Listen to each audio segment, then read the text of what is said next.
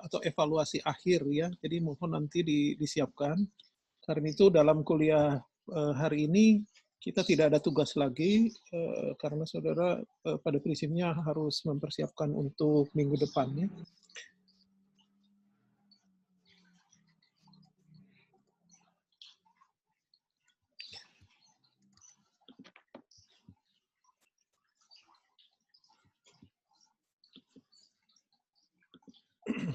Jadi untuk pagi ini, topik yang akan kita bahas adalah tentang bagaimana melakukan proses pengolahan untuk biosolids ya. Jadi tentunya yang pertama-tama kita harus pahami apa itu biosolids gitu ya. Jadi secara prinsip sebetulnya, mungkin ini agak terbalik ya sebentar.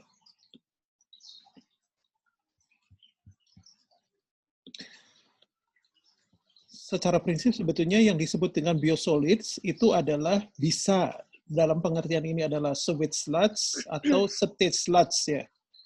Jadi lumpur yang berasal dari proses pengolahan air limbah domestik gitu ya yang akan kita bahas untuk kesempatan kali ini. Memang banyak lumpur sebetulnya ya, tapi kalau lumpurnya itu adalah lumpur biosolids di mana kandungan yang terkandung atau konsentrasi yang terkandung di dalamnya kebanyakan adalah bahan organik ya, senyawa organik, maka yang paling dominan itu adalah berasal dari hasil proses pengolahan air limbah domestik ya.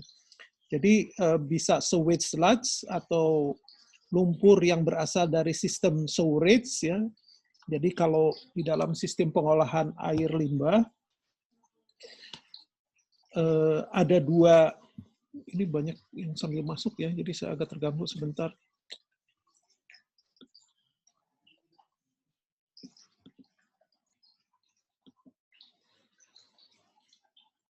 Jadi dalam sistem pengolahan air limbah ya, khususnya air limbah domestik, sumbernya itu berasal dari baik permukiman ya maupun kawasan-kawasan non permukiman gitu ya. Ya, jadi dalam hal ini airnya tersebut, air limbah tersebut itu terdiri dari dua kategori ya, yang kita sebut sebagai black water atau dengan kata lain air limbah yang berasal dari WC ya, water closet, dan air yang berasal dari non water closet ya, yang kita sebut sebagai gray water. Nah, saudara mungkin sudah hafal begitu ya. Nah, dalam proses ini di Indonesia khususnya ya, kebanyakan dari gray water itu tidak diolah gitu ya, langsung dibuang ke saluran di depan rumah, di got gitu ya. Sementara yang black water itu diolah dengan menggunakan septic tank gitu ya. Nah, proses pengolahan di dalam septic tank itu ya akan menghasilkan sejumlah lumpur gitu ya, karena seperti kita ketahui ya black water itu akan dikonversi oleh mikroorganisme yang ada di dalam tangki septik menjadi mikroorganisme baru. Sehingga dia akan tumbuh dan berkembang sehingga pada suatu saat, katakanlah 3 sampai 5 tahun itu akan penuh tangki septiknya. Nah, ketika tangki septik itu dikuras ya lumpurnya yang pada prinsipnya adalah mikroorganisme yang berkembang biak, itu yang kita sebut sebagai septic sludge atau dalam bahasa Indonesianya lumpur tinja. Sementara kalau sewage sludge itu adalah lumpur IPAL sebetulnya ya. Jadi sewage itu berasal dari sistem sewerage. Jadi biasanya di dalam sistem pengolahan terutama di negara-negara yang sudah berkembang maju ya, air limbah yang berasal dari domestik dan non-domestik itu ditampung dalam sistem perpipaan.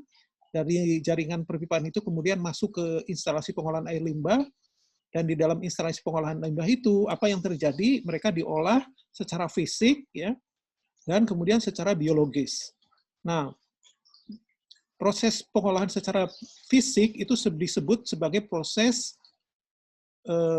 primer, sementara biologis kita sebut sebagai proses sekunder. Nah, baik proses primer maupun sekunder itu akan menghasilkan lumpur ya. Lumpur kalau lumpur primer kita sebut sebagai lumpur fisik ya, karena banyak kandungan non-organik di dalamnya, walaupun di sisi lain kandungan organik juga banyak ya, masih dominan. Sementara di lumpur yang kedua, lumpur biologis atau kita sebut lumpur sekunder, itu mayoritas dari lumpurnya berasal dari mikroorganisme yang berkembang biak tadi, sapa dengan septage sludge tadi ya, sehingga disebut sebagai lumpur biologis gitu ya. Jadi lumpur fisik, lumpur biologis atau lumpur primer, lumpur sekunder. Keduanya ini ya mempunyai kandungan organik yang sangat tinggi, sehingga secara prinsip ya bisa disebut sebagai biosolids. Jadi biosolids itu pada prinsipnya berasal dari dua sumber ya yang kita sebut tadi ya. Misalnya dalam hal ini bisa berasal dari IPAL, bisa berasal dari septic tank gitu ya. Nah, ini adalah karakteristik dari biosolid yang dimaksud ya. Jadi kalau misalnya saudara lihat di tabel 22 maupun 23, ini hanya beda tempat saja, yang satu di Eropa dan satu Rusia ya, satu lagi di Amerika. Nah, ini konsentrasi yang karakteristik dari lumpur yang dihasilkan dari IPAL ya. Nah, jadi ini dalam hal ini berarti kita bicara septage sludge sebetulnya yang dibahas di sini ya, yang di dalam tabel ini. Nah, saudara bisa melihat dari data ini, yang disebut dengan raw primary sludge, itu berarti lumpur yang berasal dari proses pengolahan fisik, dan digested primary sludge berarti itu proses yang berasal dari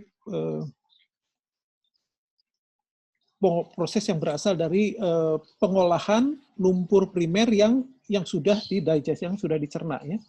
Sementara unthickened activity sludge itu berarti secondary sludge atau lumpur biologis yang berasal dari proses pengolahan tahap kedua. Sementara yang berikutnya itu yang disebut dengan digested mixture, dan itu ada campuran dari keduanya. Ya, kadang-kadang keduanya memang dicampurkan, primary dan secondary sludge dicampurkan untuk diolah secara bersama.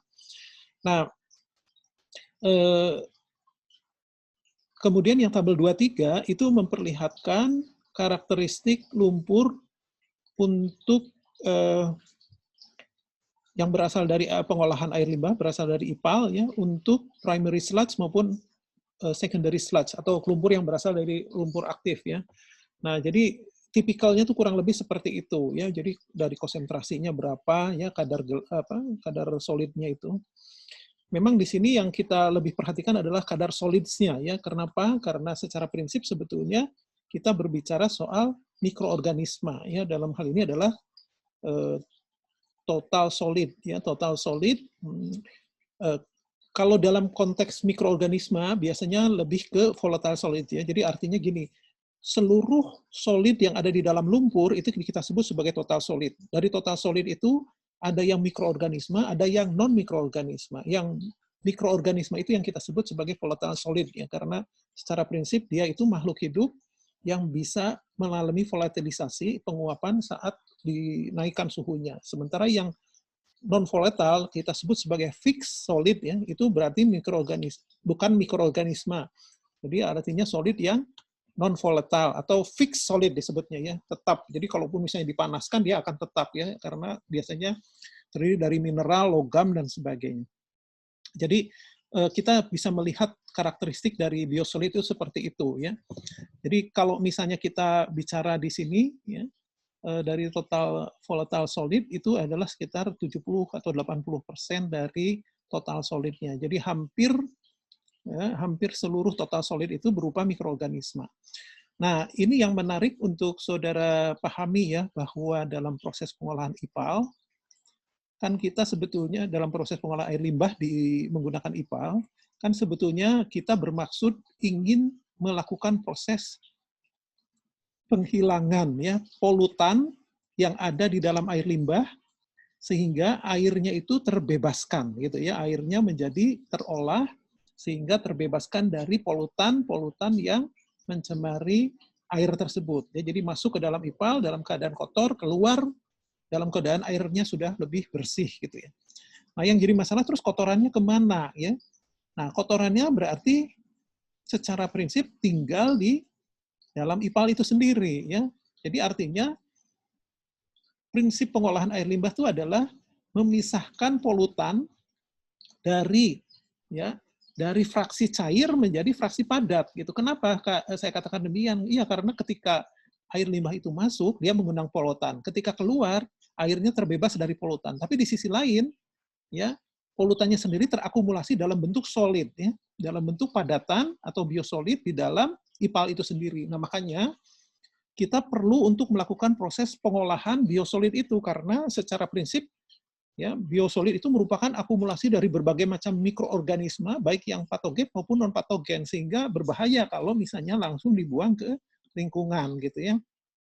Nah, ini yang perlu jadi pertimbangan itu ya, kenapa kita harus mengolah biosolid itu ya. Jadi di sini di samping mengandung bahan organik yang merupakan pencemar gitu ya. Jadi di sewage sludge itu pada prinsipnya terdiri dari bahan organik. Ya, bahan organik itu yang intinya sebetulnya adalah BOD atau COD yang belum terolah, ya bisa saja tertinggal di situ. Kemudian yang kedua itu ada minyak, ada lemak karena kita tahu ya kalau pengolahan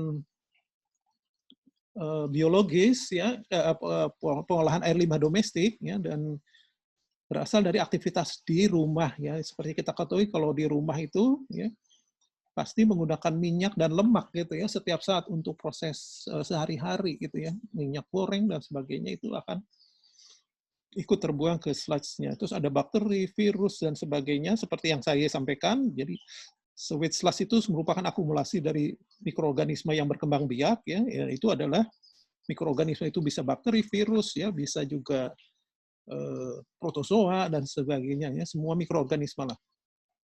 Kemudian juga nutrien, logam berat ya, senyawa organik yang belum bisa tercemar, belum bisa terolah. Nah, ini semua terakumulasi di dalam sewage sludge ini ya. Bahkan kalau logam berat itu yang kita ketahui mempunyai efek yang sangat berbahaya jangka panjang ya, terutama karena adanya sifat biokonsentrasi dan bioakumulatif. Kalau biokonsentrasi itu di dalam limbah gitu ya, di dalam air, tapi kalau bioakumulatif katakanlah itu di dalam lumpur gitu ya, mengalami proses berakumulasi di dalam lumpur sehingga kalau digunakan untuk pertanian gitu ya, itu bisa masuk ke tanaman, bukan hanya merusak tanah pertanian, tapi juga masuk ke dalam tumbuhan. Kalau tumbuhannya tersebut atau tanamannya tersebut kita manfaatkan, kita akan ikut tercemar gitu ya dan seterusnya. Karena itu mengapa kita harus mengolah sewage sludge itu karena berkaitan dengan dampak kesehatan ya, mencoba untuk mengikuti atau membatasi ya kandungan logam berat yang ada di air tanah ya, dalam lumpur, kemudian kadar polutan-polutan mikro yang lain yang tadi saya sudah sebutkan, juga membatasi nutrisi ya apabila misalnya dibuang ke tanah karena kalau terlalu banyak nutrien juga kurang bagus ya. Kemudian membatasi jumlah padatan kering yang dibuang ke tanah gitu ya. Dan tentunya semua ini mengikuti peraturan yang berlaku ya. Jadi secara prinsip berkaitan dengan masalah kesehatan, berkaitan dengan masalah lingkungan ya, dan yang terakhir ya berkaitan dengan masalah hukum gitu ya. Itu sebabnya kita harus melakukan proses pengolahan biosolid ini. Jadi ini harus dipahami ya bahwa dalam beberapa minggu belakangan kita hanya fokus mempelajari bagaimana caranya mengolah polutan dari air. Tapi di sisi lain yang harus kita pahami juga ketika polutan itu diolah, maka sebetulnya kita telah mengkonversi polutan tersebut dari fraksi cair menjadi fraksi padat ya. Bahkan kalau misalnya dalam beberapa proses yang lain menjadi fraksi ke gas juga gitu ya. Nah, itu sebabnya ini menjadi hal penting ya melakukan proses pengolahan sewage sludge atau dalam hal ini biosolids ya. Nah, prinsip dalam proses biosolid karena kita hanya mau fokus untuk pengolahan secara biologis ya sesuai dengan materi kuliah ini, kita hanya membatasi kepada bagaimana mengolah biosolid itu secara biologis ya. Walaupun secara prinsip bisa menggunakan kimia maupun fisika gitu ya, tapi kita hanya fokus sekarang ke biologis dan yang akan dibahas untuk kali ini adalah membuat atau melakukan composting ya, atau membuat kompos, ya, membuat humus gitu. Nah, kenapa ini menjadi hal yang utama? Karena kompos itu merupakan atau proses composting ya merupakan hal yang double manfaat gitu. Nanti kita akan jelaskan manfaatnya secara lebih luas, tapi secara prinsip ya di samping menstabilkan lumpur sehingga tidak lagi berbahaya bagi lingkungan, di sisi lain juga mengambil manfaat dari hasil atau produk yang yang dihasilkan ya dari proses pengolahan itu berupa kompos gitu ya. Jadi secara prinsip ya mekanisme dalam proses ini ya dapat digambarkan dalam gambar ini gitu ya. Jadi secara prinsip sebetulnya proses kompos itu melibatkan organic waste-nya itu atau katakanlah dalam hal ini lumpurnya ya. Lumpurnya ya, diolah dengan menggunakan mikroorganisme ya dan memanfaatkan oksigen. Ya, jadi di sini ada yang terlibat ya ada mikroorganisme ya, yang sudah ada di dalam biosolid tadi dan dia akan mengolah ya akan mengolah dirinya gitu sehingga menghasilkan kompos gitu ya. Dan untuk proses itu diperlukan ya suplai oksigen seperti kita ketahui ya composting sebetulnya adalah proses aerobik ya sehingga memerlukan oksigen. Bisa nggak anaerobik? Bisa juga ya proses anaerobik. Tetapi secara prinsip proses composting ini jauh lebih lebih cepat dan lebih baik ya kalau dilakukan secara aerobik gitu ya. Karena nanti dari situ akan dihasilkan ya dihasilkan mineral kompos ya ditambah dengan adanya panas yang bisa dimanfaatkan juga untuk proses pengolahannya menjadi lebih cepat ya sehingga kalau kita lihat nanti hasilnya itu akan lebih baik daripada kalau menggunakan proses anaerobik. Jadi nanti kita lihat di sini ya lumpurnya itu diolah dengan memanfaatkan mikroorganisme yang ada ataupun misalnya menambahkan mikroorganisme sehingga dari situ akan dihasilkan humus ya ditambah CO2 dan H2O tentunya. Kemudian pada saat yang bersamaan nanti dihasilkan panas juga dari proses penguraian yang terjadi ya. Kenapa bisa dihasilkan panas? Nanti kita bisa lihat balance-nya ya seperti ini. Jadi kalau misalnya kita itu mengolah biosolids ya dalam hal ini katakanlah C6H12O6 ya. Komposisi organiknya itu kalau di oksidasi dengan menggunakan oksigen yang cukup, itu maka akan terkonversi menjadi CO2 dan H2O. Dan pada saat itu juga akan dihasilkan sekitar 674 kilokalori panas ya energi. Sehingga panas ini kemudian kita manfaatkan untuk meningkatkan suhu di dalam tumpukan biosolid tersebut atau proses pengomposan tersebut. Jadi kompos itu lama-lama akan menjadi hangat ya, menjadi panas ya.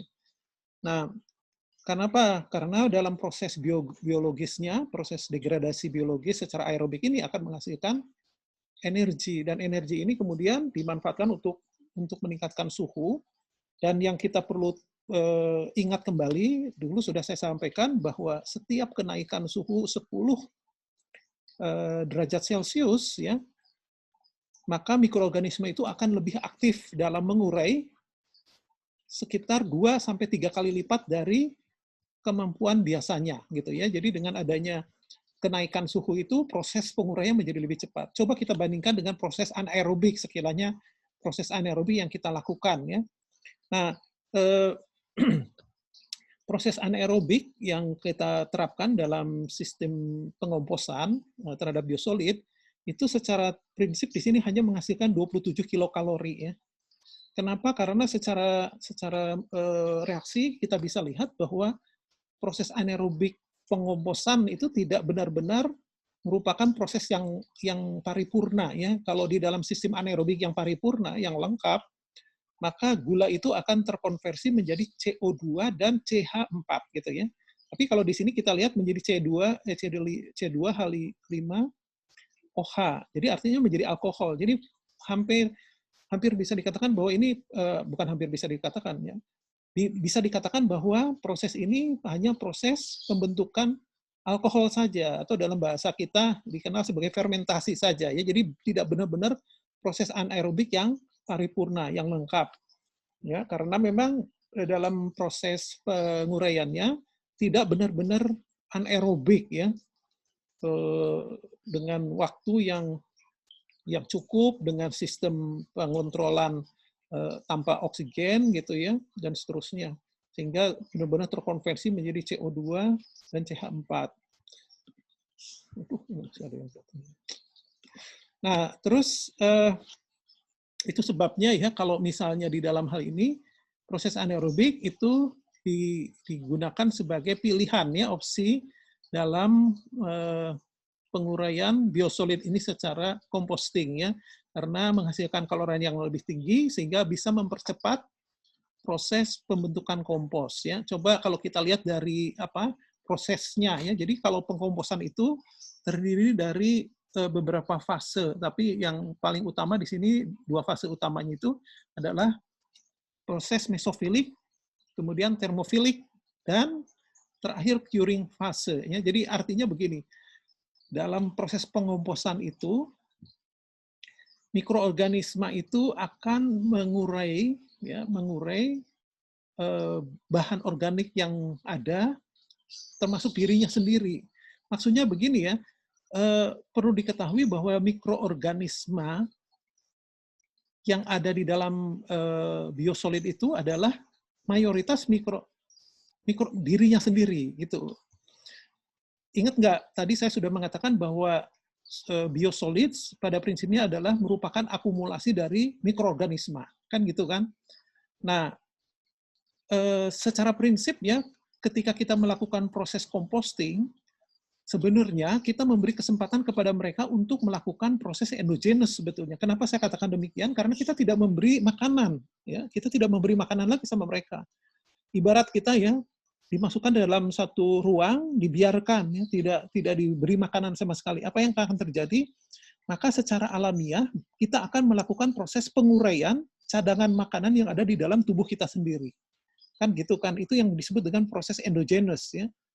Jadi kalau kita dibiarkan puasa, maka secara prinsip kita akan menggerogoti cadangan makanan yang ada di dalam tubuh kita. Sampai lama-lama kita akan mengalami pengurangan berat badannya sampai kurus gitu, sampai akhirnya mungkin mati gitu. Nah kalau mikroorganisme, kalau temannya mati dia makan juga gitu. Jadi akhirnya terjadi proses pengurangan massa secara keseluruhan. Nah, yang menarik dari proses itu ya, dalam kondisi awal ketika kita memasukkan memasukkan biosolid dalam suatu kontainer yang sama atau dalam suatu tempat yang sama, wadah sama dalam proses composting ini, ya, mereka akan melakukan penyesuaian diri, ya. Nah, kemudian mereka akan melakukan proses penguraian endogenous tadi, ya. Nah, proses itu secara prinsip akan meningkatkan suhu, ya. Dari yang tadinya suhu sekitar, misalnya kalau di Surabaya kan kurang lebih sekitar 28, 30 gitu ya. Pada suhu itu lama-lama akan naik, meningkat sampai 40 derajat. Nah, itu masih dalam kondisi yang kita sebut sebagai mesofilik fase. Ya. Nah, semakin panas itu semakin aktif, sehingga akibatnya terjadi proses penguraian dirinya sendiri ya, sampai mau mencapai kondisi puncaknya ketika suhu sudah mencapai hampir 70 derajat. Ya. Setelah diurai dan semua akan terurai menjadi mineral, ya, menjadi CO2 dan H2O seperti yang saya sampaikan tadi. Sebagian adalah nutrien-nutrien terurai menjadi mineralnya gitu ya. Nah, terus setelah itu kan sudah makin menipis bahan organiknya ya, yang ada di dalam dirinya nggak ada yang bisa diurai lagi. Itu seolah-olah ya, sehingga mengalami proses penurunan nantinya. Nah, jadi secara prinsip itu yang terjadi ya. Dia melakukan proses penguraian awal dalam kondisi mesofilik, semakin panas, semakin cepat ya, sampai mencapai puncaknya, kemudian baru proses penurunan. Nah, pada saat itulah kondisi tersebut, hampir semua bakteri sudah menguraikan sisa-sisa dari karbohidrat, gula, protein yang ada, ya, sehingga kemudian pada saat kondisinya termofilik, ya, protein, lipida, lemak yang lebih sulit diurai, itu juga akan mengalami proses penguraian, sehingga akhirnya semuanya terurai, ya, sehingga kemudian mereka mengalami proses penurunan. Secara prinsip sebetulnya dalam kondisi seperti ini, kurang lebih sekitar 30 hari ya, kompos itu sudah mengalami pematangan gitu ya, artinya sudah semua komponen organik dan ya organik dan lain-lainnya itu ya yang terdiri dari berbagai macam tadi itu sudah terkonversi menjadi non mineral gitu ya, sehingga dengan demikian sudah stabil. Nah, tinggal masanya melakukan penurunan suhu gitu ya, penurunan suhu agar bisa kemudian dimanfaatkan ya, dan pada saat itu masih ada proses penguraian sebetulnya, tapi sudah melemah ya. Jadi seperti dalam tahap ini. Nah, kuring sendiri itu kurang lebih sekitar 1-2 bulan gitu ya, kalau bisa dibiarkan gitu sampai betul-betul matang si komposnya, dan setelah itu dilakukan proses pemanfaatan ya untuk berbagai keperluan yang kita inginkan. Nah, terus bagaimana cara mengkomposnya ya? Seperti Anda juga mungkin sudah ini ya, sudah memahami ini, tapi kita refresh lagi. Jadi dalam proses ini,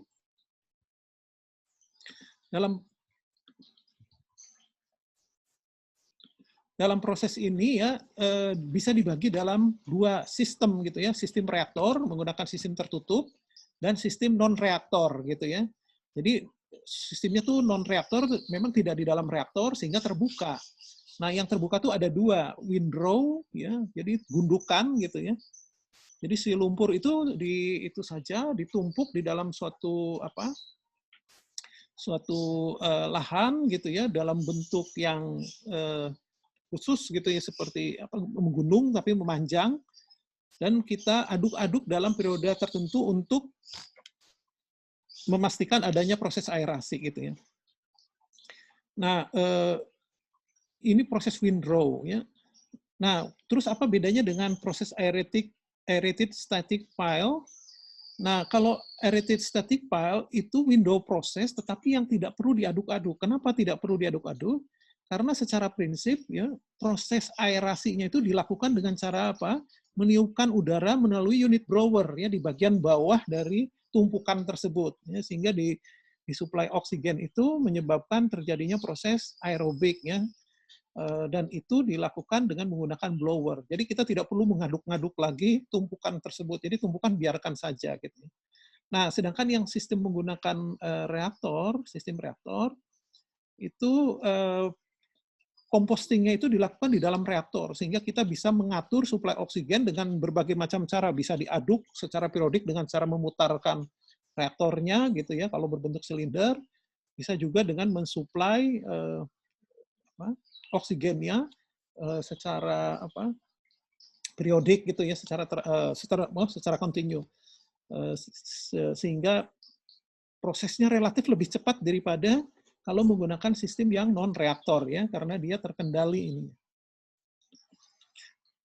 Nah, jadi kalau kita bisa melihat ya sistem pengolahannya tuh seperti ini, ibaratnya dalam skema ya. Ibaratnya begini. Jadi ketika kita mempunyai solid atau biosolid, nah apa saja yang harus kita inikan ya, harus kita perhatikan. Ya, jadi kita harus mengetahui karakteristik dari biosolidnya ya. Apakah perlu ditambahkan bulking agent atau amendments enggak gitu ya, atau tambahan lagi enggak, tambahan lain ya. Misalnya kalau kurang nutrien perlu dikasih nutrien enggak gitu ya. Terus kenapa mesti menambahkan bulking agents ya yang pada prinsipnya berupa serpihan kayu, sisa gergajian, sampah kebun dan sebagainya. Itu adalah karena begini, lumpur itu seperti yang sudah saya sampaikan itu adalah terdiri dari kumpulan-kumpulan atau vlog-vlog dari mikroorganisme yang berakumulasi satu sama lain ya. Sehingga kalau dilihat dari diameter itu kecil sekali. Nah, kalau misalnya si sludge-nya ini terlalu lembut begitu ya, maka itu akan mengurangi Akan mengurangi porositas. Padahal kita tahu sendiri ya, porositas itu berfungsi sebagai ruang udara yang pada prinsipnya menampung oksigen sehingga ketika proses aerobik itu berlangsung, dia akan berfungsi sebagai pensuplai ya, ruang pensuplai oksigen yang berasal dari udara gitu ya. Jadi adanya ruang-ruang kosong itu sangat perlu untuk memastikan suplai oksigen bisa masuk sampai ke butir-butir dari biosolids yang ditumpukan tadi, ya. Nah, jadi kalau misalnya biosolids saja itu nanti terlalu padat, apalagi misalnya kalau kena tekanan gitu ya, menumpuk satu sama lain, maka porositas makin berkurang. Kalau porositas makin berkurang, maka proses pengolahan menjadi lebih lambat gitu ya, karena cenderung menjadi anaerobik gitu. Nah, karena itu untuk bisa berlangsung secara lebih baik, dikasihlah serpihan kayu gergajian untuk menambah apa namanya tadi porositas ya. Terus kalau amendment itu seperti apa? Misalnya gini ya, misalnya kita tahu bahwa biosolids itu ketika akan dikomposkan itu harus mengandung kadar air dengan konsentrasi yang tidak terlalu tinggi ya. Tidak boleh lebih dari 60% misalnya ya, kadar airnya. Kalau terlalu lebih dari itu, justru akan mengganggu proses.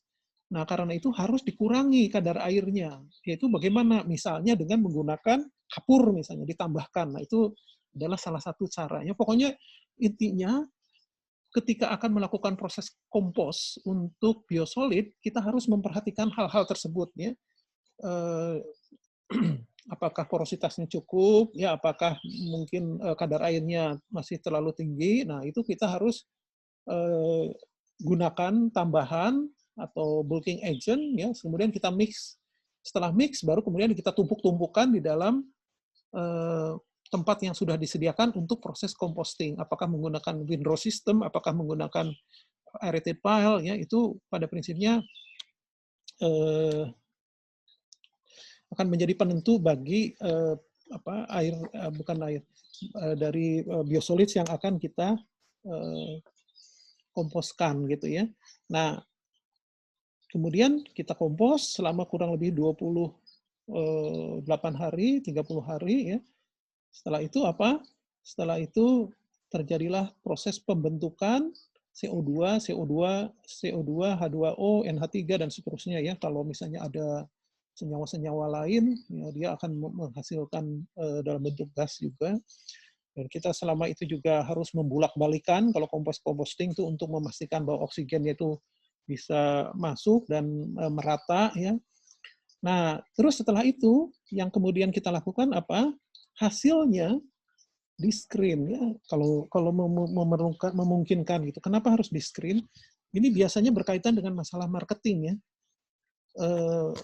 Kalau misalnya kita ingin memanfaatkan hasil atau produk kompos yang kita dapatkan dari biosolid itu dijual ke market, biasanya mereka sering mempunyai persyaratan bahwa harus seperti apa gitu ya, ukurannya gitu dan seterusnya, maka kita harus bersih dan sebagainya, maka kita harus melakukan proses pemisahan di sini ya dengan menggunakan screening agar kita bisa memilah-milah. Dan di sisi lain, screening juga mempunyai manfaat ya. Kalau misalnya kita menggunakan bulking agent itu jumlahnya cukup banyak ya, bisa 40% dari jumlah jumlah biosolids. Nah, sehingga kalau misalnya kita lakukan screening, itu juga akan mempunyai manfaat mendapatkan kembali merecovery bulking agent, sehingga kita tidak perlu lagi menambahkan bulking agent dari luar. Ini sebetulnya merupakan suatu penghematan nantinya.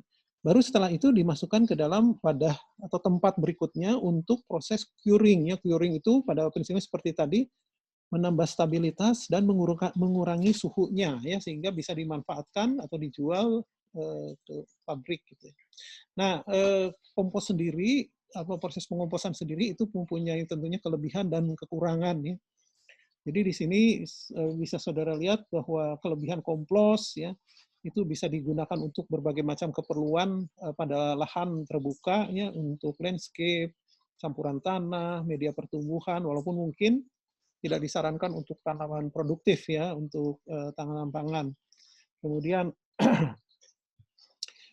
mengandung nutrien ya yang bisa dimanfaatkan, kemudian menghasilkan nilai jual juga ya, hasil kompos itu bisa kita jual. Terus kemudian kenapa bisa mempunyai nilai jual? Karena penggunaan kompos pada lahan itu bisa meningkatkan kandungan air dan tanah pada tanah berpasir ya. atau pada tanah liat juga meningkatkan porositas ini gitu ya. Kemudian apa namanya? Kalau kita bicara yang sistem non reaktor itu relatif sangat fleksibel terhadap apa namanya itu jenis-jenis lumpur atau biosolid yang akan diolah ya. Sementara in vessel mempunyai keunggulan relatif tidak berbau dan dia volumenya menjadi lebih kecil. Jadi mempunyai area yang kecil. Nah, tapi seperti biasa kekurangan ya. Kalau windrow itu ya seperti saya sampaikan kan, dia butuh waktu kurang lebih 1 bulan untuk proses compostingnya, 1 bulan lagi bahkan lebih untuk proses ini ya, proses apa? Curingnya itu, sehingga dengan demikian butuh lahan yang luas ya kalau misalnya biosolidnya banyak gitu. Kemudian yang kedua juga karena sistemnya terbuka ya non aerator ini, jadi dipengaruhi oleh cuacanya. Kalau misalnya suhunya itu terlalu rendah, terlalu tinggi, dia akan berubah. Terus kalau banyak curah hujan juga akan mempengaruhi proses pematangannya, bahkan bisa menimbulkan bau karena proses composting tidak berjalan dengan baik karena terlalu banyak kadar air misalnya. Nah, terus kemudian kalau kekurangan in vessel atau yang reaktor, ini lebih ke masalah fleksibilitas ya. Walaupun dari segi perubahan kondisi itu perubahan kondisi bisa dikontrol di sini sebetulnya gitu ya. Nah, jadi kalau Anda perhatikan hal-hal yang berkaitan dengan faktor-faktor yang mempengaruhi pengomposan itu sudah saya sampaikan tadi ya. Pertama soal kadar air di biosolidnya yang akan dikomposnya. Yang optimum itu sekitar 50 sampai 60 derajat. Jadi kalau kurang, terlalu kering ya, mengurangi laju dekomposisi. Tapi kalau terlalu basah, kadar airnya banyak, itu akan mengurangi laju dekomposisinya gitu ya. Kalau terlalu banyak proses dekomposisinya tidak lengkap gitu ya, karena bukan hanya lambat tapi tidak semua bisa terurai gitu karena terlalu becek ya, terlalu basah. Nah, dari sisi lain ya, kalau kita melihat lumpur limbah domestik itu biasanya sekitar 18 sampai 35%, atau dari sisi kelembaban itu berarti sekitar 65 sampai 82% kadar air ya. Nah, kalau kita lihat di atas, kelembaban yang ideal itu antara 50 sampai 60. Sementara ini 65 sampai 82. Jadi berarti kan terlalu basah ya. Nah, kalau kondisinya seperti itu, maka diperlukan bulking agent ya, seperti yang tadi saya sampaikan, atau tambahan lain berupa misalnya kapur misalnya ya, untuk mengurangi ininya kadar airnya. Atau bisa juga sampah sampah kebun dan sebagainya, itu juga cukup bagus ya. Nah, terus kemudian soal suhu juga ada suhu optimumnya ya. Jadi seperti yang sudah disampaikan tadi, kondisi penguraian yang terbaik itu dicapai pada saat kondisi termofilik gitu ya. Nah, itu kurang lebih suhunya sekitar 50 sampai 55 derajat. Boleh sampai 65 derajat, tapi jangan sampai lebih dari 70 derajat ya, karena kalau lebih dari 70, mikroorganismenya itu banyak yang mati nanti gitu. Nah, karena itu perlu diperhatikan masalah suhu ini ya, ketika mulai makin naik gitu. Kita harus cepat juga melakukan proses pengadukan gitu ya, kalau di windrow itu supaya supaya proses penaikan suhunya bisa dicegah gitu ya, bisa dipertahankan tidak lebih dari 65 derajat Celcius. Kemudian untuk pH juga harus dalam kondisi mendekati basah gitu ya, karena untuk pertumbuhan bakteri yang optimum itu sekitar 6 sampai 7,5 gitu ya. Walaupun untuk jamur lebih sifat asam gitu. Tapi secara prinsip kalau proses pengolahan ini lebih mengarah kepada pemberdayaan bakteri sebetulnya, sehingga suhunya pH-nya diharapkan lebih dari 7 gitu. Kemudian nutrien ya, seperti kita ketahui dalam proses pengolahan biologis, komposisi dari nutrien itu menjadi sangat penting ya, karena untuk proses pengolahan biologis tuh selain mikroorganisme menguraikan C, dia juga membutuhkan nutrien ya. Jadi yang ideal tuh antara 25:1 sampai 35:1. Nah, jadi kalau misalnya rasionya terlalu rendah, artinya N-nya terlalu tinggi, ya, N-nya nanti akan menguap menjadi amoniak dan itu pasti berbau ya. Tapi sebaliknya ya, kalau C-nya tinggi, N-nya rendah ya, misalnya 50:1 misalnya. Nah, maka prosesnya akan menjadi lebih lama karena kekurangan nutrien ya. Jadi penguraian juga tidak akan optimal. Nah, seperti itu. Nah, terus kemudian oksigen ya. Seperti kita ketahui, oksigen berfungsi sebagai elektron aseptor. Karena itu harus dipastikan bahwa suplai oksigen berjalan dengan baik. Yang ideal tuh antara 5-15% ya volume gas per massa kompos gitu. Nah, yang perlu Anda juga pahami di sini ya, oksigen ini disuplai dalam bentuk apa? Dalam bentuk udara ya. Karena kalau misalnya kita membalik-balikan, oksigen itu berasal dari udara terbuka ya. Kalaupun misalnya kita menggunakan blower dalam static pile system, itu juga menggunakan apa? Menggunakan udara yang disemprotkan ya. Nah, jadi itu sebabnya ya di sini disebutkan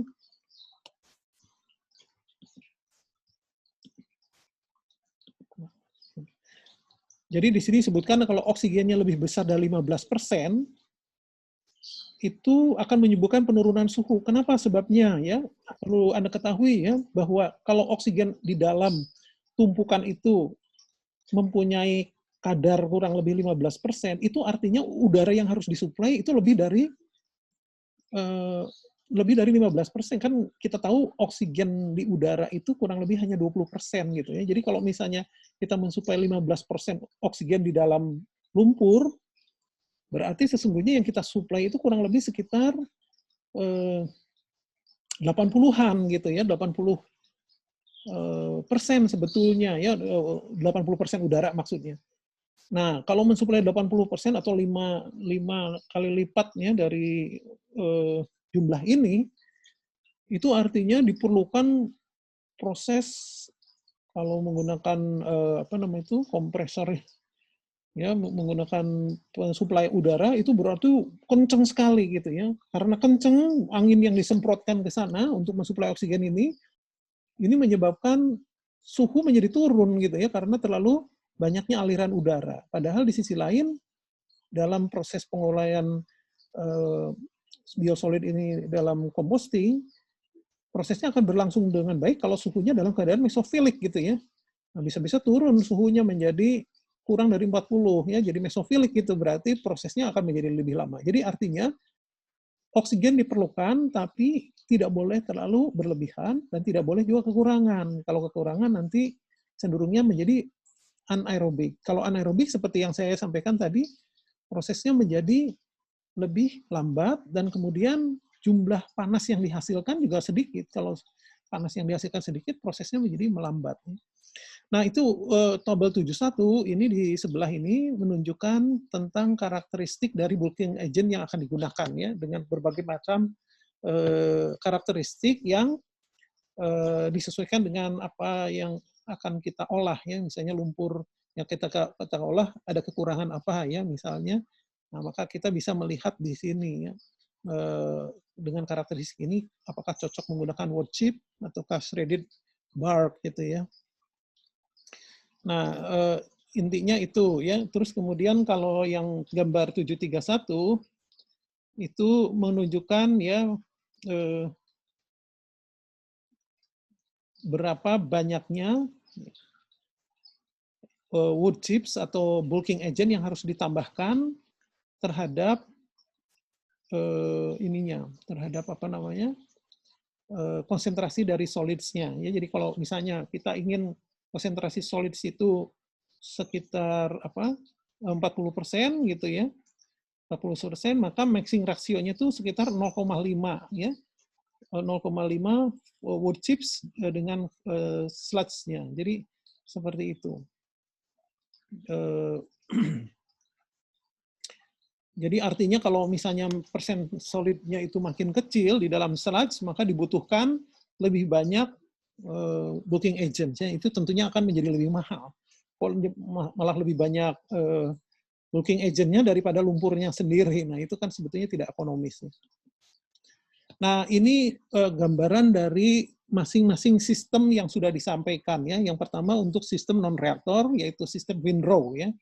Sistem windrow itu dilakukan dengan cara membentuk gundukan-gundukan memanjang seperti ini yang tingginya itu kurang lebih 1 sampai 2 meter ya, kemudian lembar dasarnya itu kurang lebih sekitar 2 sampai 4,5 meter. Kalau di luar negeri itu menggunakan alat yang cukup canggih gitu ya, yang bisa berjalan seperti ini, kereta gitu ya, yang bisa canggih dan bisa mengatur ketinggiannya termasuk mengaduknya gitu ya. Kalau di Indonesia biasanya menggunakan tenaga manusia gitu ya untuk mengaduk-aduknya. Nah, kalau misalnya lebarnya sekitar 4,5 meter, itu kemungkinan bentuknya itu trapesium ya, bukan lagi segitiga karena terlalu lebar untuk bawahnya, sementara tingginya hanya 1 sampai 2 meter. Kemudian yang sudah juga disampaikan tadi, karena windrow ini adalah sistem terbuka, jadi kalau kita menggunakan sistem ini di wilayah yang mempunyai curah hujan tinggi, misalnya di Bogor gitu ya, maka kita disarankan untuk mempunyai atap gitu ya, mempunyai atap. Bahkan kalau saudara lihat di gambar di sini, ini malah ditutup gitu ya, dalam kondisi tertutup oleh terpal di sini. Nah,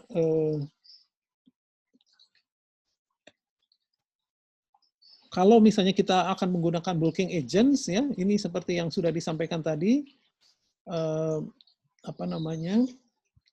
Ini karakteristiknya di sini misalnya ada tulisan potential water absorption ya. Jadi kalau kita menggunakan wood chip dengan spesifikasi seperti ini, ya itu akan menyebabkan porositasnya menaik ya sekitar 80-93% dengan kemampuan dia menyerap ya menyerap kadar air sekitar 116 sampai 123. Artinya apa? Penambahan bulking agents itu dimaksudkan untuk meningkatkan porositas dan yang kedua adalah untuk meningkatkan kadar solidnya atau menyerap kadar airnya gitu ya. Nah, sementara kalau karakteristik komposnya yang akan diolah seperti ini ya. Jadi kita pada prinsipnya harus memahami ya kalau misalnya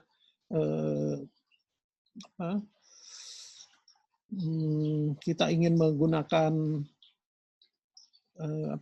menggunakan bulking agent ya, apa yang cocok untuk bulking agent kita. Nah, di sini ada itunya batasannya ya. Jadi bulking agent yang ditambahkan diusahakan membuat kadar solid itu menjadi sekitar 40-50% gitu ya. Jadi tadi sudah saya sampaikan bahwa bulking agent itu ditambahkan dengan maksud untuk menambah porositas, sehingga kalau porositasnya baik, maka proses aerasi juga akan menjadi lebih baik ya, karena makin banyak itunya makin banyak oksigennya. Kalau makin banyak oksigen yang masuk ya apabila istilahnya kadar solidnya itu sudah memadai, maka proses penguraian juga akan bisa berlangsung dengan baik. Apalagi kalau si N rasionya itu seperti yang tadi saya sampaikan, antara 25:1 sampai 35:1 juga dipenuhi gitu ya, sehingga proses penguraian bisa berlangsung dengan baik. Nah, windrow ini sendiri seperti yang tadi sudah disinggung berlangsung kurang lebih sekitar 21 sampai 28 hari ya. Dan setiap 4 sampai 5 hari itu harus dibalikan ya, dibalik-balikan. Nah, temperaturnya dengan demikian bisa dipertahankan sekitar 60 sampai 65 ya. Jadi kalau misalnya dibiarkan terlalu lama seperti yang saya sampaikan, kemungkinan nanti akan terbentuk kondisi anaerobik ya, karena kekurangan oksigen. Dan di sisi lain juga terlalu panas, itu akan menurunkan kecepatan penguraian atau degradasi.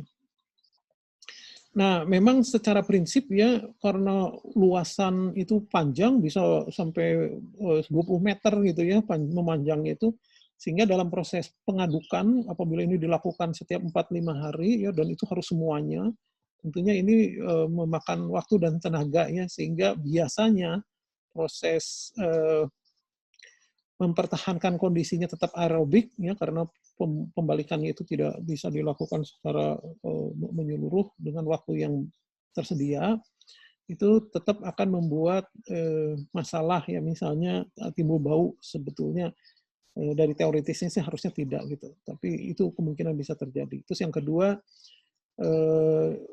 di dalam proses ini juga akan dihasilkan air gitu ya. Uap air itu tidak hanya menguap, tapi juga ada yang sebagian mengalir ke bawah dalam bentuk lindi, dan itu harus ditampung gitu ya dalam bentuk pengolahan lindi. Seperti pengolahan lindi dalam bentuk saluran untuk diolah dengan sistem pengolahan lindi ya. Nah, sama dengan sistem windrow tadi ya, aerated static pile juga merupakan proses penggundukan ya biosolid dengan ketinggian dan panjang tertentu ya. Di sini ketinggiannya itu sekitar 2 sampai 2,5, lebih tinggi. Kemudian di atasnya ditutup oleh wood chips, sebagian kayu, supaya apa? Supaya tetap poros tapi terlindungi ya dari luar.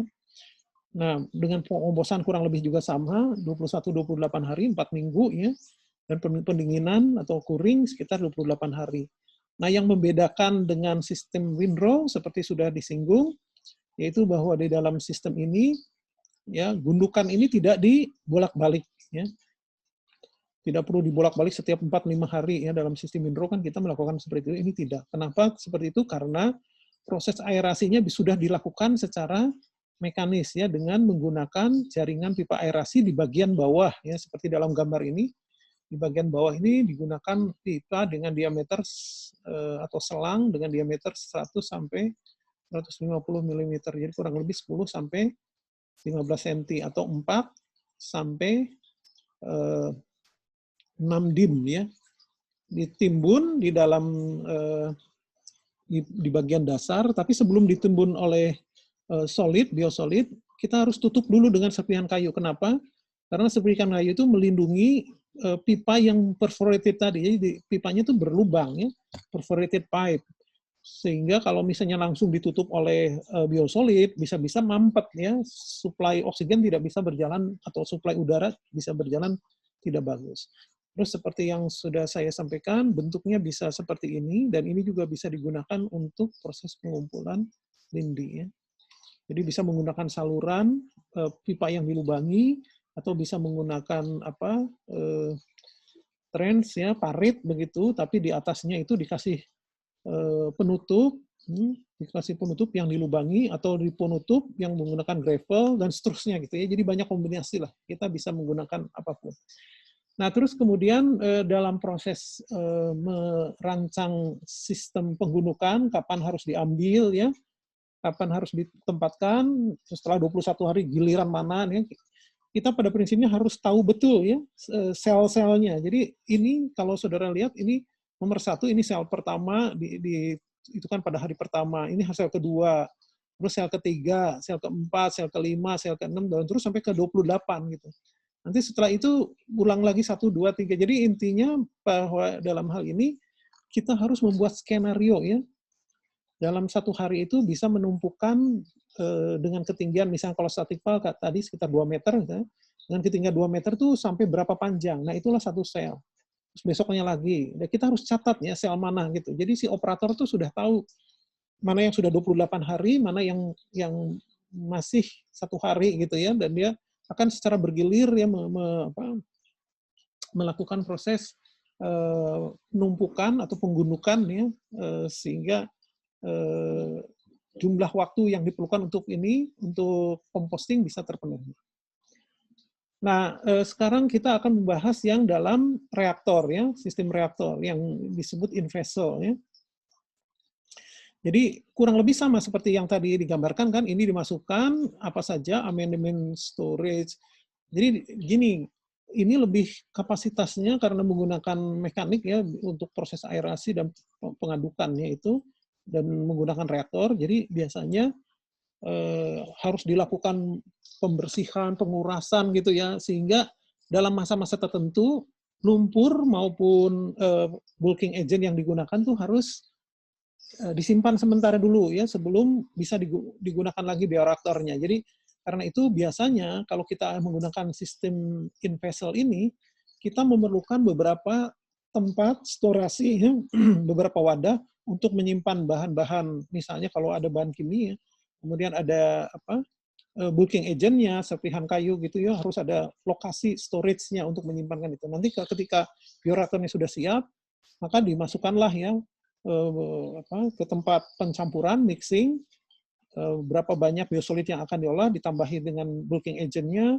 kemudian kalau ada amendment tambahan, ditambahi, kemudian diaduk dulu setelah merata, baru dimasukkan reaktor. Di situ kemudian diberi oksigen dan seterusnya ya dalam proses yang terkendali karena di dalam reaktor ya jumlahnya lebih sedikit dan di satu sisi juga lebih cepat.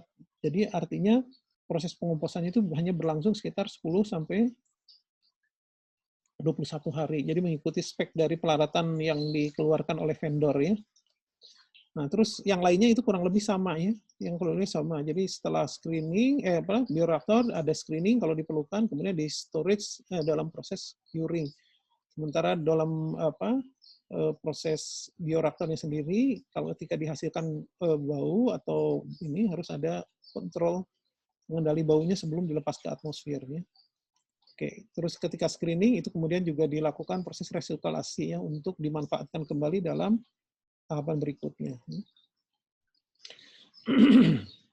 Jadi yang perlu Anda ketahui bahwa reaktor ini ya diisi mixing atau campuran lumpur ya hanya sekali dalam setiap hari. Jadi dalam 1 minggu 5 hari seminggu itu ada beberapa unit saja. Jadi harus ada beberapa unit gitu. Jadi makanya dia lebih mahal gitu ya. Karena jumlahnya lebih sedikit dalam mengolah gitu ya. Jadi itu sebabnya harus ada fasilitas penyimpanan gitu. Oh iya, tentang masalah sistemnya sendiri ya. In-vessel composting itu juga ada 2 jenis ya. Ada jenis plug flow, ada jenis agitated atau dynamic ya. Yang agitated plug flow sendiri itu ada 2, yang ada yang vertikal, ada yang horizontal gitu ya. Kalau yang vertikal biasanya dari baja, fiber gitu ya. Tapi kalau yang horizontal itu menggunakan beton biasanya gitu ya. Nah, dia dengan dimensi kurang lebih sekitar lebarnya 5 meter, tingginya 3 meter, ya, kedalamannya panjangnya 20 meter ya. Nanti kita lihat gambarnya seperti itu. Sementara yang agitated ya itu prosesnya dilakukan secara mekanik ya, dinamik soalnya kan. Ketinggian komposnya 2 sampai 3 supply oksigen dilakukan dari bawah ya. Jadi ini gambarnya ya kurang lebih. Jadi yang vertikal tuh seperti ini. Jadi ini ada jadi lumpur solid itu dimasukkan ke sini yang sudah dicampur dengan bulking agent dan sebagainya. Kemudian di sini ada screw pump-nya ya dijalankan sehingga kemudian ada suplai oksigennya dari sini sehingga prosesnya tercampur ya naik ke atas terus gitu ya. Yang ini yang atas ke bawah, yang bawah jadi ke atas gitu ya. Terus gitu ya diaduk-aduk sehingga terjadi proses pematangan kompos ya. Ini kalau yang vertikal ini. Terus kemudian kalau tidak menggunakan mekanisme ini juga bisa menggunakan sistem yang pengaduknya itu dari atas gitu ya. Di beberapa kalau ini dari bawah kan menggunakan converse screw type. Kalau ini menggunakan vertical augers ya. Jadi seperti seperti alat ngebor gitu ya, tapi karena dia banyak berputar jadi bisa mengaduk isi dari kompos. Memang tidak seperti dalam proses pengadukan air ya yang menggunakan propeller gitu. Kalau ini jangan lupa ini kan yang diaduk tuh ini solid ya, jadi lebih berat ya kalau misalnya menggunakan propeller bisa patah. Jadi dia harus menggunakan augers seperti ini. Nah, jadi secara prinsip ini.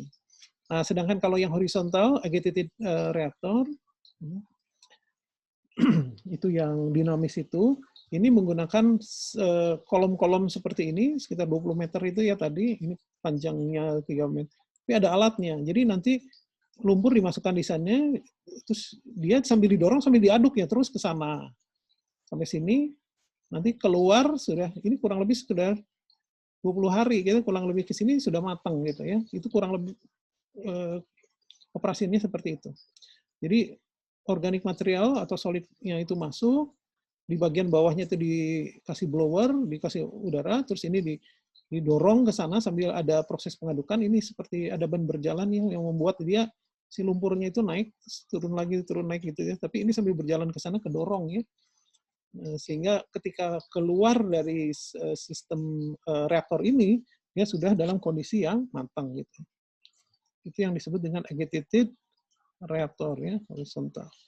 Nah, ini ada beberapa mekanisme ya yang bisa dilakukan.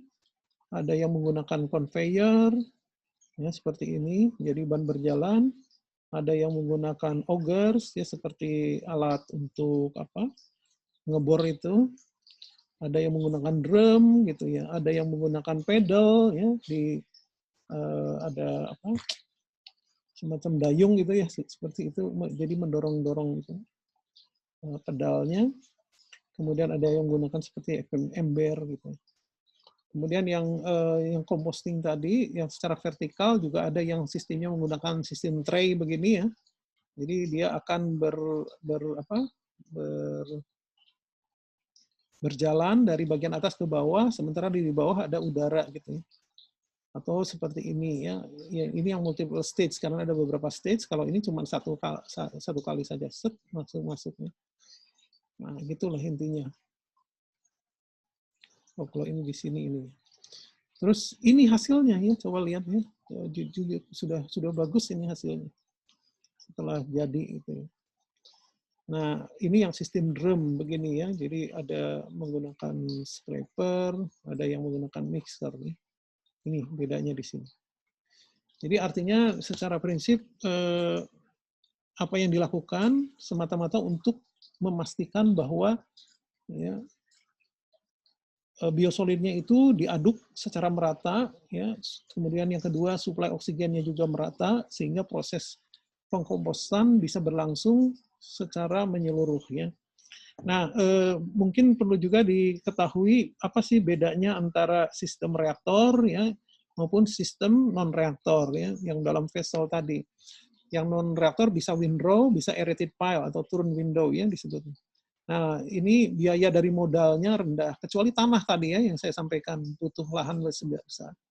Kalau yang aerated pile itu proporsional terhadap sistem. Kalau misalnya kecil, volumenya dia juga kecil ya. Kalau rendah, kalau misalnya sistemnya banyak, besar, ya juga lebih mahal gitu ya. Dia ada proporsional dengan sistemnya. Kalau dibandingkan windrow, tetap masih lebih mudah yang windrow. Ingat nggak, kalau windrow itu kan tidak menggunakan ini ya, tidak menggunakan sistem jaringan pipa udara dan sebagainya. Jadi dia diaduk sendiri secara proses untuk modalnya menjadi lebih murah gitu.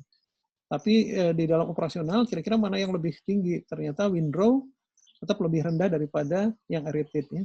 Sementara kalau yang di sistem vessel itu biaya modalnya tinggi ya. Seperti yang tadi saya bilang ya, dia cuma bisa dimanfaatkan 1 hari, terus nanti 1 hari berikut ganti lagi gitu ya, terus diaduk-aduk terus gitu ya. Nah, sehingga belum lagi setelah itu harus ada sistem curing ya untuk yang lebih lama karena dia di dalam vessel itu relatif lebih singkat dibandingkan dengan yang windrow maupun agitated, sehingga biaya modalnya itu menjadi relatif tinggi, sangat tinggi ya. Walaupun di biaya operasionalnya relatif rendah gitu. Kemudian untuk pasokan udaranya ya yang kita tahu ya karena windrow itu tergantung seberapa rajin ya si orangnya itu melakukan ini proses pembolak-balikan itu operatornya ya membolak-balikan windrow-nya tumpukannya, jadi pasokan udara bisa-bisa terbatas ya dan tidak merata. Sementara kalau aerated pile karena menggunakan ini sistem menggunakan booster pump gitu ya menjadi lebih terkendali gitu ya, jadi lebih lengkap gitu. Demikian juga yang reaktor, karena memang dia diatur itu lebih lebih lengkap lagi. Untuk kebutuhan apakah setelah proses pengolahan dibutuhkan lagi, enggak? Hampir semuanya tidak dibutuhkan ya, tidak membutuhkan lagi ini pengeringan lanjutan. Kalau pra pengeringan mungkin gitu, tapi kalau pengeringan setelah proses kompos itu biasanya tidak, cukup dengan kuring tadi. Nah, kalau plug flow relatif masih perlu walaupun kecil. Ya. Kemudian yang ketergantungan pada kondisi cuaca ya yang windrow seperti tadi relatif lebih pekanya. Ya itu tadi sangat tergantung juga sebetulnya kepada kerajinan regulatif disiplin dari operatornya ya. Sementara yang aerator, aerated pile dan sebagainya itu relatif lebih tidak peka. Jadi lebih stabil lah. Kemudian kebutuhan tanahnya ya yang turn window itu menjadi lebih tinggi ya karena dia juga apa istilahnya lebih lambat dibandingkan yang lainnya. Sementara kalau aerated reactor itu lebih rendah ya. Aerated agitated ya dan plug flow. Nah, ini soal apa keunggulan dan kekurangan masing-masing gitu ya. Mungkin nanti bisa dilihat dibaca lagi. Jadi dari segi apa keunggulannya ya dari segi kekurangannya kalau sistem reaktor seperti yang saya bilang kan cuma dibiarkan begitu saja ya di dalam lapangan gitu seolah-olah terbuka sehingga proses apa ini cuma numpuk-numpuk gitu saja ya dan membalik-balikan saja jadi secara prinsip lebih mudah gitu kalau lihat dari segi ininya. Kalau di sistem reaktor kan keluar masuk gitu ya dan itu harus benar-benar kerja betul gitu ya ini kan mengoperasikannya. Walaupun di sisi lain menjadi lebih singkat. Kemudian kekurangannya memerlukan area yang lebih besar. Kemudian volume yang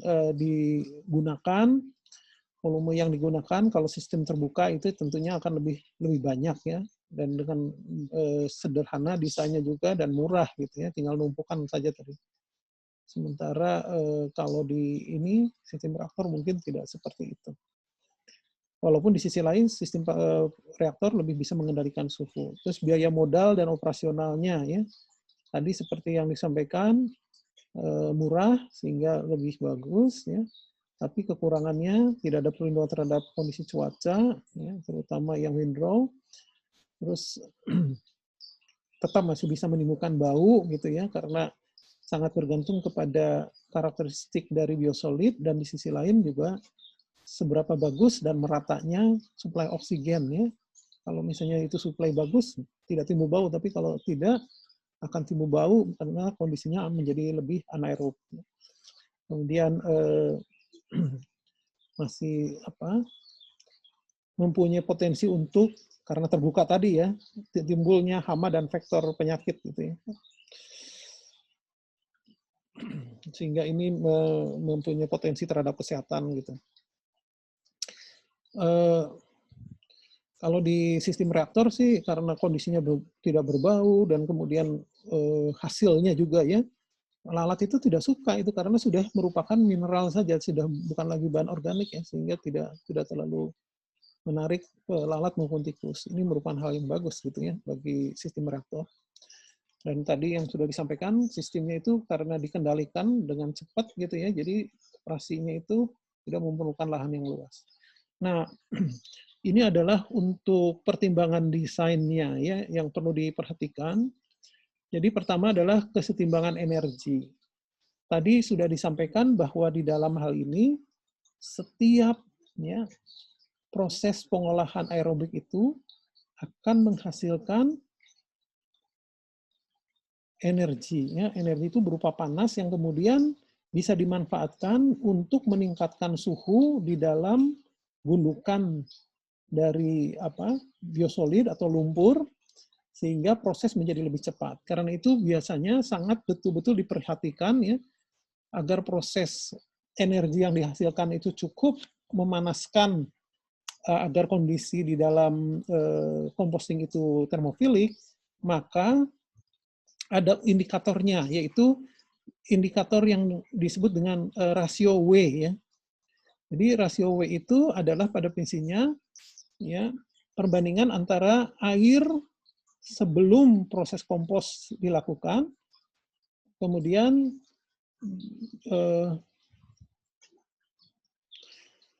dibandingkan dengan kadar organik yang ada di dalam biosolid tadi ya. Tapi setelah dicampurkan tadi seperti yang saya sampaikan, jadi biosolid itu dicampur dengan amendmen kalau misalnya diperlukan, kemudian bulking agent-nya. Nah itu kemudian kita lihat berapa kadar airnya awal-awalnya, kemudian bahan organiknya seberapa banyak. Atau kalau di dalam bahasa ininya, ya bawahnya itu jadi berat air ya, berat air yang diuapkan dibandingkan dengan berat dari volatile solid yang hilang ya di dalam proses penguraian itu. Seperti yang saya sampaikan tadi bahwa dalam proses composting sebetulnya yang terurai adalah yang volatile solid, dia mengalami proses endogenous ya. Katakanlah yang tadinya beratnya 10 kg menjadi tinggal 2 kg, berarti yang hilang 8 kg. Nah, airnya sendiri berapa yang hilang ya dalam proses itu. Nah, nanti dibandingkan gitu ya, dibandingkan. Nah, itu kalau kurang dari 10 berarti bagus gitu ya. Kemudian yang kedua itu adalah soal waktu detensi. Tadi sudah disampaikan, waktu detensi yang minimum itu adalah 21 hari atau 3 minggu. Ya, 3 sampai 4 minggu. Tapi yang paling minimum itu kurang lebih untuk biosolid ini 21 hari, sedangkan proses curingnya itu 30 hari. Ya. Nah, untuk yang vessel, in vessel, ya, itu dalam reaktor, itu kurang lebih sekitar 14 hari bisa dilakukan juga. Nah, komposisi, apa namanya itu, atau kematangan ya, stabilitas kompos yang terjadi setelah proses pengukusan itu biasanya dihitung dari apa ya? Biasanya dilihat dari CN-nya, CN rasionya. Yang kedua itu dari banyaknya ya, di sini dihitung dari banyaknya CO yang dihasilkan. Ya, jadi misalnya kita bisa kalau misalnya mengukur dari apa berapa jumlah CO2 yang dihasilkan untuk setiap gram organik yang di ini. Oh, ini bukan kematangan ini. Sebentar. Jadi stabilitas kompos itu adalah ketika kompos sudah dinyatakan stabil ya. Stabilitas bukan, ini sebetulnya steady state harusnya, bukan kematangan ini, stabilitas kompos. Jadi proses menghasilkan kompos dalam kondisi yang sudah stabil. Jadi kondisinya sudah mencapai steady state, itu dihitung dari banyaknya. Saya harus, sebentar ya saya ini dulu, nanti lupa soalnya. Ya sudah. Jadi stabilitas composting sebetulnya ya, itu dilihat dari berapa jumlah CO2 yang dihasilkan. Jadi kalau jumlah CO2 yang dihasilkan itu sudah 3 mg CO2 per gram kompos atau per gram karbon organik yang diurai, itu berarti proses sudah stabil. Atau dilihat dari O2 yang dikonsumsi, itu sudah mencapai 1 mg per setiap gram organik karbon yang diurai setiap harinya, itu sudah dibilang stabil. Walaupun secara stoikiometri ya, laju kebutuhan oksigen itu 1,4 ya. 1,4 CO2 yang dihasilkan per organik karbon ya. Jadi setiap 1 gram menghasilkan 1,4 gram organik karbon.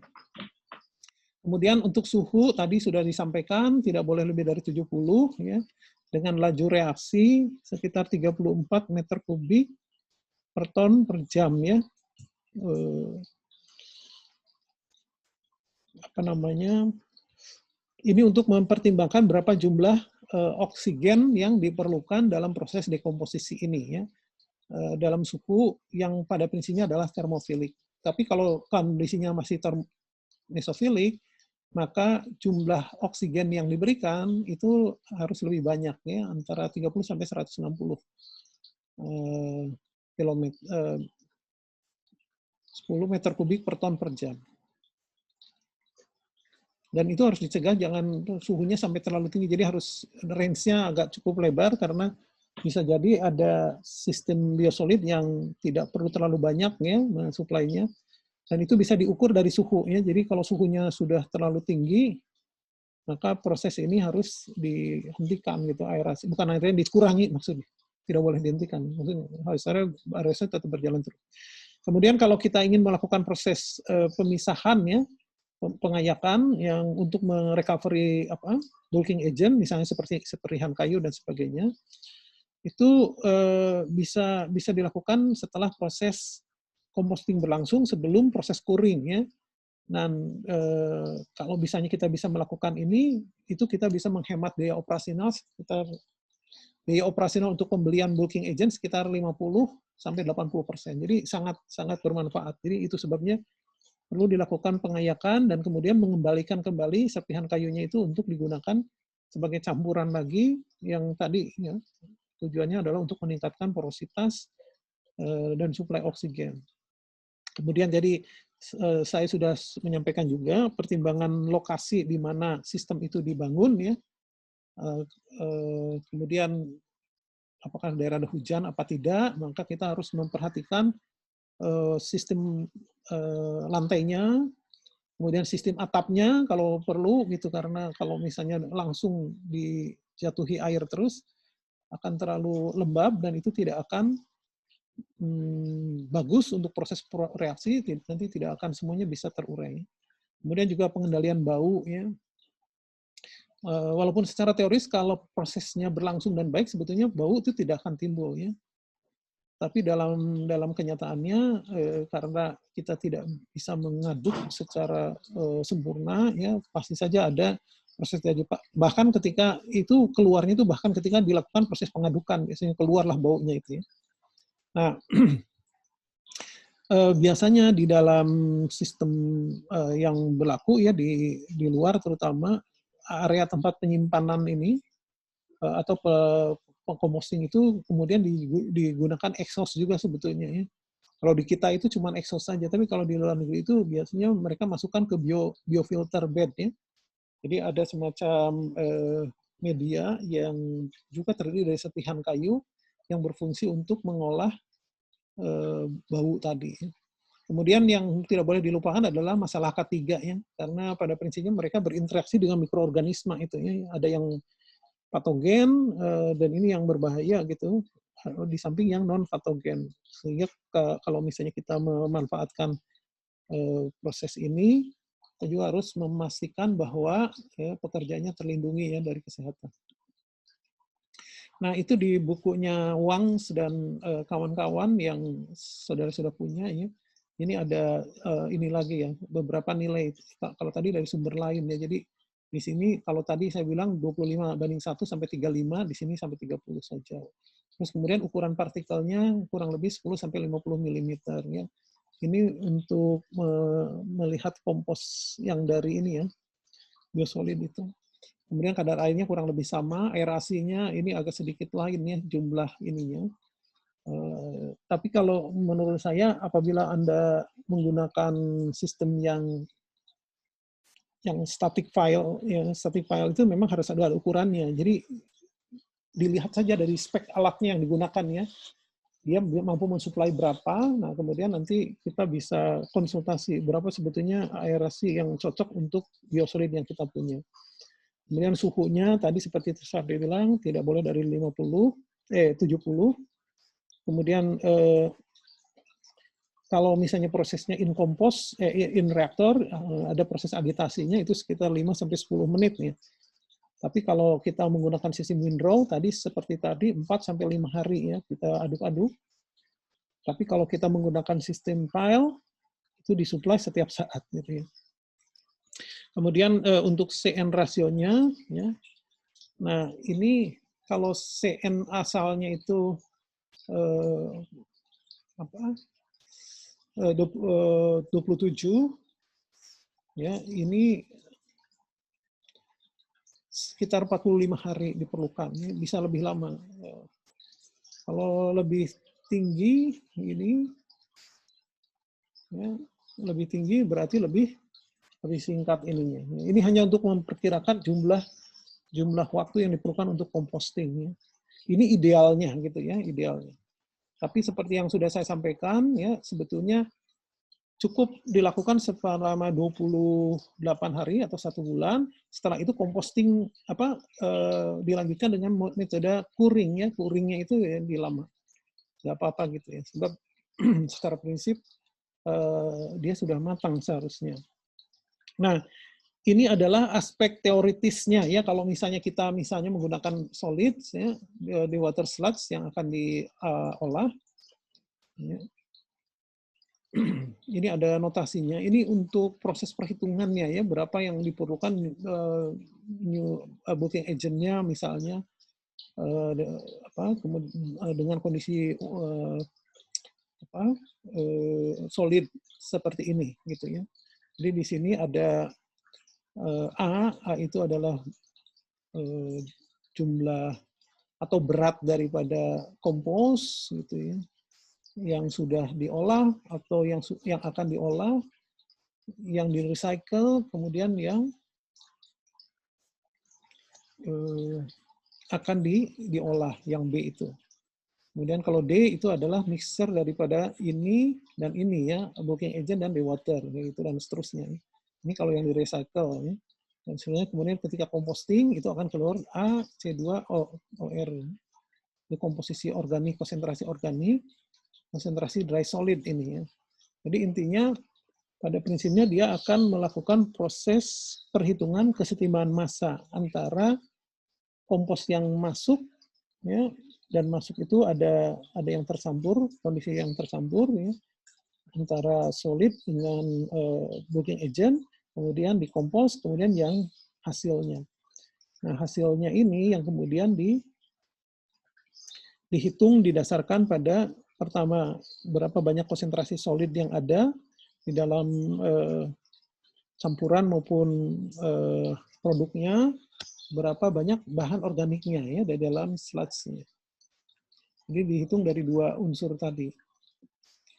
Nah, kalau ini tentunya persamaan dari keduanya ya, seperti kita ketahui ini D itu merupakan ini tambah ini dan tambah ini yang diresirkulasi ini ya.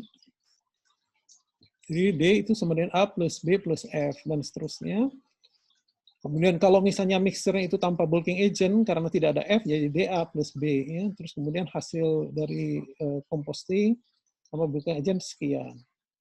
Kemudian diuraikanlah seperti ini bagi saudara-saudara misalnya yang akan menggunakan yang akan melakukan tesis gitu ya, melakukan tesis dengan composting gitu, atau melakukan analisis atau melakukan penelitian yang berkaitan dengan composting, ini sangat perlu untuk membuat mass balance seperti ini ya.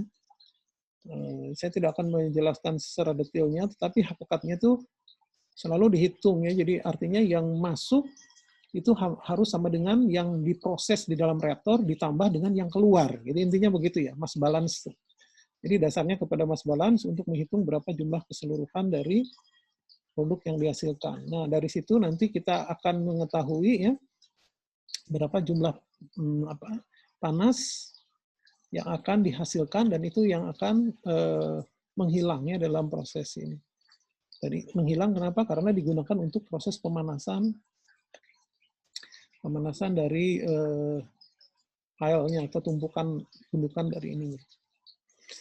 Nah, yang terakhir yang ingin saya sampaikan ini berkaitan dengan pemanfaatan teknologi biokonversi ini, ya, pemanfaatan teknologi composting ini, biokompos, untuk berbagai macam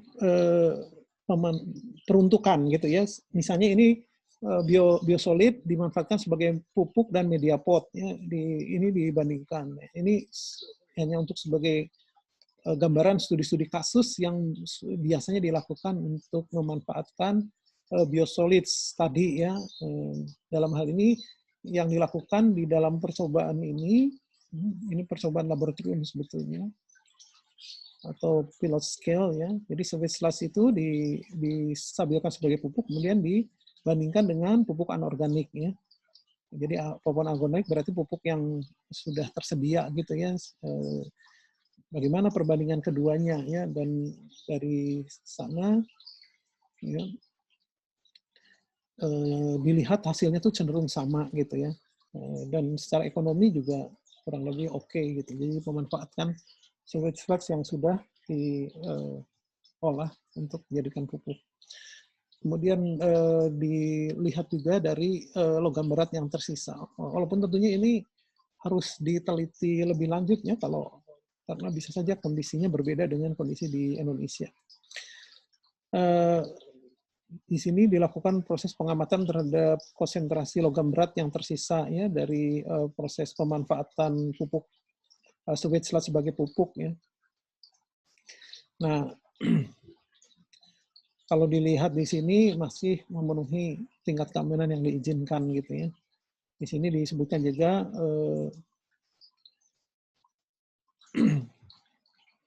digunakan perbandingan yang ini ya 3:1 antara sewage sludge dengan sabut kelapa yang digunakan sebagai media untuk pot gitu ya. Kemudian bagaimana analisis logam berat di sewage sludge selama proses pengomposan. Ini di sini dilakukan proses penelitian terhadap pengomposan dalam hal logam berat ya. Jadi berapa sih logam berat yang bisa dikurangi pada kondisi pengomposan gitu. Nah, ini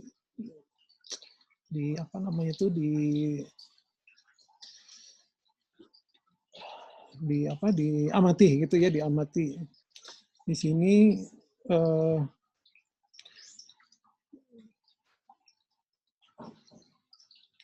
disebutkan bahwa dari hasil ini ketika lumpur dikomposkan ada risiko yang lebih rendah karena ketika lumpur diaplikasikan di tanah, maksudnya gini ya, ketika kita melakukan proses pengomposan terhadap sewage sludge kemudian dimanfaatkan untuk tanaman, itu relatif menjadi lebih, dalam tanda kutip ya, lebih aman gitu. Karena apa? Konsentrasinya menjadi lebih rendah. Artinya bahwa proses pengomposan sendiri itu bisa mengurangi kandungan logam yang ada di dalam biosolid ya. Kemudian yang berikutnya ini pemanfaatan dari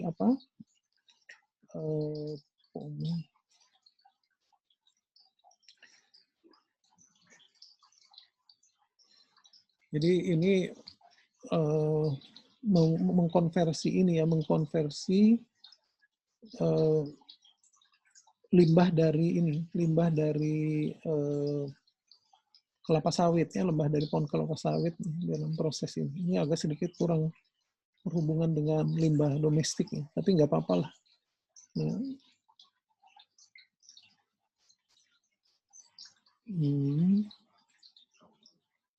Nah, ini yang perlu disampaikan ya dari sini. Ini memang kurang terlalu berhubungan dengan ini karena yang digunakan adalah istilahnya limbah dari kelapa sawit ya. Tetapi yang menarik dari penelitian ini menunjukkan bahwa kalau misalnya kita melakukan proses composting akan lebih bagus jika si solidnya itu dibuat dalam bentuk kecil-kecil ya, jadi dipotong atau diparut dalam pecahan yang kecil ya. Kenapa? Bisa dipahami ya, kalau serpihannya itu menjadi lebih kecil, maka luas permukaan persatuan volume itu menjadi lebih tinggi. Kalau lebih tinggi begitu, maka proses pengolahan akan menjadi lebih baik karena mikroorganisme menjadi bisa lebih aktif. Ya. Itu intinya. Dibandingkan dengan yang bulky itu, volumenya besar-besar ditumpuk, dikompos, itu akan relatif lama. Ya. Jadi proses pemarutan atau proses pemotongan kecil-kecil menjadi serpihan itu akan membuat proses pengomposan menjadi lebih baik. Terus ini melakukan proses co-composting gitu ya, katanya mencampurkan biosolid dengan limbah dari restoran. Itu kira-kira bagaimana ya dilakukan dengan berbagai macam rasio ya.